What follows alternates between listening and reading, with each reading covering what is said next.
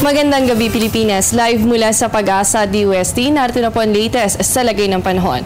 Mga kababayan, naglabas po ng rainfall advisory ang Pag-asa kaninang alas 5 ng hapon. Makakaranas po ng mga pag-ulan ang Zamboanga City, Zamboanga del Norte, Zamboanga del Sur, kasama rin po ang Bukidnon, Camiguin, Lanao del Norte, Misamis Oriental at Misamis Occidental. Makakaranas din po ng mga pag-ulan ang bahagi pa ng Davao Oriental, North Cotabato, General Santos City, Sultan Kudarat, Agusan del Sur, Agusan del Norte, kasama rin po ang Surigao del Norte at Surigao del Sur. Asahan din po ang mga pag-ulan sa Basilan, Lanao del Sur, Maguindanao, Tawi-Tawi at Sulu. Samantala, naglabas din po ng red rainfall warning ang Pag-asa, particular po yan sa may Bohol at Southern Leyte, ganun din po sa Leyte. Samantala, orange rainfall warning naman po sa Cebu, Siquijor, Negros Oriental, Negros Occidental, Eastern Samar, Samar at Biliran Island. Ibig sabihin sa mga areas under red and orange ay posible po kayong makaranas ng seryosong pagbaha. Kaya sa mga kababayan po natin dyan, patuloy tayong mag-monitor sa kondisyon ng panahon sa mga susunod na oras.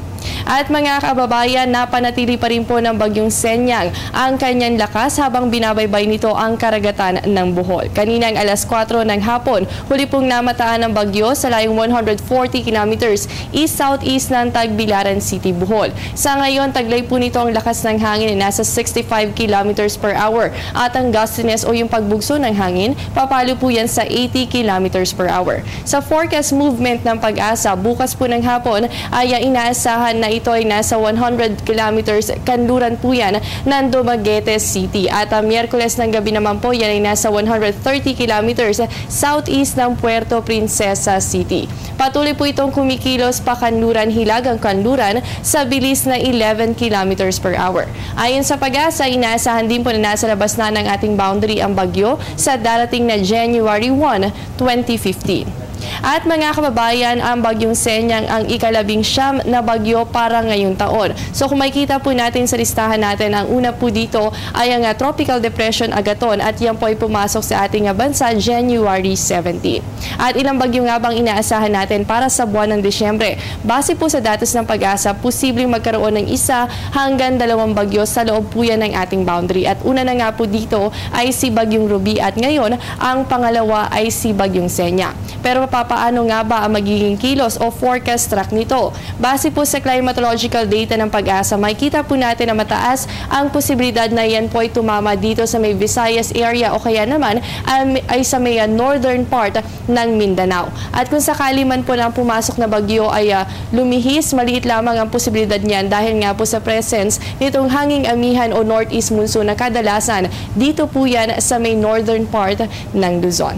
At kaugnay pa rin po kay Bagyong Senyang ay nakataas na po ang Public Storm Warning Signal number 2 para sa Visayas. Dito po yan sa may Bohol, Siquijor, Southern Cebu, kasama rin po Negros Oriental at ang katimugang bahagi pa ng Negros Occidental. Nakataas na rin po ang Signal number 2 sa Surigao del Norte, Siargao Island, Agusan del Norte, Misamis Oriental, Camiguin at Dinagat Province. Samantala, Signal number 1 naman po para sa Leyte, Southern Leyte, Camotes Island, sa nalalabing bahagi pa ng Cebu at Negros Occidental, kasama rin po ang Guimaras at ganun din po ang southern part ng Iloilo at Antique. Signal number 1 din po sa Bukidnon, Lanao del Norte, Lanao del Sur, Misamis Occidental, Zamboanga del Norte, Zamboanga del Sur, Zamboanga Sibugay at Agusan del Sur.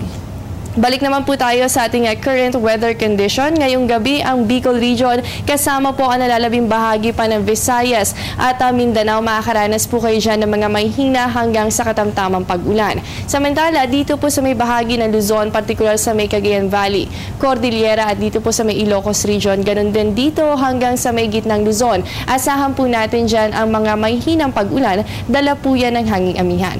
Dito po sa atin, sa Metro Manila at sa nalalabing bahagi pa ng Luzon, asahan lamang natin yung isolated light rains o yung pulu-pulong mahihinang pag-ulan. At dahil pa rin po sa hanging amihan at ganoon din po dahil sa bagyong Senyang ay nakataas po ang gale warning ng Pag-asa. Dito po yan sa may seaboards ng northern and eastern seaboards po yan at central seaboards ng Luzon. Ganon din po ang eastern seaboards pa ng Luzon kasama po ang eastern seaboards ng Visayas. So kung makikita nyo po sa mga areas na naka-red, ibig sabihin magiging maalon po ang kondisyon ng karagatan sa inyong lugar. At para po masigurado ang inyong kaligtasan, iwasan po muna natin ang pumalaot sa mga susunod na oras. Samantala, kaugnay pa rin po sa hanging amihan, alamin po natin kung saan-saan nga ba naitala ang lowest temperature ngayong araw ng Lunes. Una po sa ating listahan ng Baguio City na merong 13 degrees Celsius at panghuli po dito ang Cabanatuan na meron lamang 21.5 degrees Celsius. Mga kababayan, 2 tulog na lamang ay bagong taon na at pamilyar tayong sa lahat na ingay na dala ng torotot. Isa po itong toy horn at kadalasan na ginagamit din ito tuwing bagong taon. Sa katunayan, isa ito sa pinaka-safe o ligtas na paraan para i-celebrate ang bagong taon. Paalala nga po ng Department of Health o DOH, mas makakabuti kung iiwasan ang paggamit ng paputok sa darating na bagong taon. Mas magiging masaya nga naman ang New Year kung lahat tayo ay ligtas. At dahil tayo pa rin po ay nasa holiday season, narito po ang holiday weather forecast ng Pag-asa. Para po sa Luzon, particular sa Metro Manila, Tuguegarao, Lawag at Baguio, meron po kayong 14 to 31 degrees Celsius. Samantala para naman po sa Olongapo, Tagaytay, Lipa, Batangas, Legazpi at Puerto Princesa, asahan po dyan ng 19 to 32 degrees Celsius.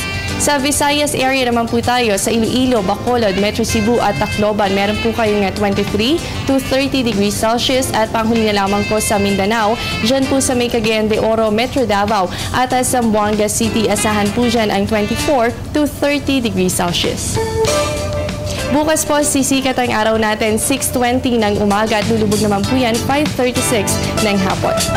At yan po muna ang latest mula dito sa Pag-asa DWST. Manatiling nakatutok sa Panahon TV kung saan walang pinipiling panahon ang pagbibigay impormasyon. Ako po ang inyong nakasama, ang inyong weather body Jessie Basco na nagsasabing walang dadaig sa taong may alam at laging handa. Magandang gabi.